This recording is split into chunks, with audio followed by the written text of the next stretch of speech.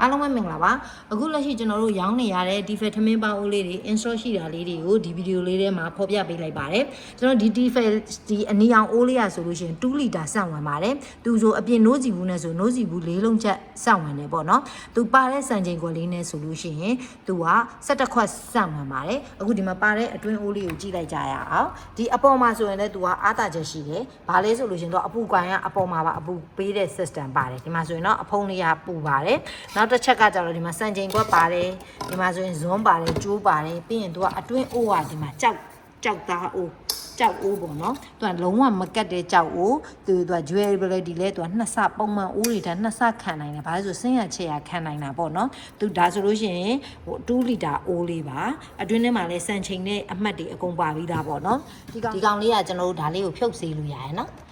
ဒီအပေါ်က line တွေကိုတော့ကျွန်တော်တို့အဝတ်တန်တန်လေးနဲ့နေတိုင်းတုပ်ပေးတယ်ဆိုလို့ရှိရင်ထမင်းတိုးတာတော့ဘာလို့လုံးဝမဖြစ်ပါဘူးเนาะပတ်တာအိုးတွေကိုကျွန်တော်တို့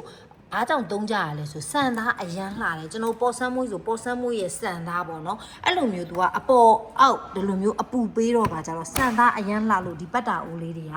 နာမည်ကြီးပါတယ်ဒီ defect လေးဆိုလို့ရှိရင်2လီတာအိုးလေးကိုကျွန်တော်တို့ရှိမှာအာမခံ2နှစ်နဲ့တူဝယ်ယူရရှိနိုင်ပါတယ်နောက်တော့အိုးလေးကကြတော့ကျွန်တော်တို့ 1.5 လီတာစက်ဝင်တဲ့ defect အိုးလေးပေါ့သူကကြတော့ဒီဘက်ကကောင်လေးနဲ့ဘာကွဲသွားလဲဆိုသူကကြောက်အိုးမဟုတ်တော့ဘူးဒီမှာဆိုလို့ရှိရင် non stick သူအရေးသွေးအရန်ကောင်းတယ်ဒီမှာ golden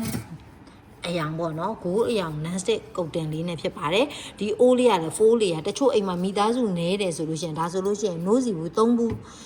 ချက်စောင့်ဝင်တာပေါ့နော်ဒီကောင်ဆိုလို့ရှိရင်ကျွန်တော်တို့ရှိမှလည်းအပြာရောင်လေးအိုးသေးအနေနဲ့ရရှိနိုင်ပါတယ်ဒီမှာဆိုလို့ရှိရင်ဒါသူ့ရဲ့ပါကင်ဘူးလေးပါဒီမှာเนาะအဖုံပတ်တာဘူးဖြစ်တယ်4လေးရဒါလေးတွေအကုန်ပါအခုကျွန်တော်တို့ defect ထမင်းပေါင်းအိုးလေးတွေကိုအချိန်စောင့်စရာမလိုပဲねကျွန်တော်တို့ရဲ့ဒီpage မှာတော့၎င်းဖုန်းနံပါတ်တော့၎င်းဆက်ပြီးတော့ဝယ်ယူရရှိနိုင်ပါတယ်အားလုံးကိုကျေးဇူးတင်ပါတယ်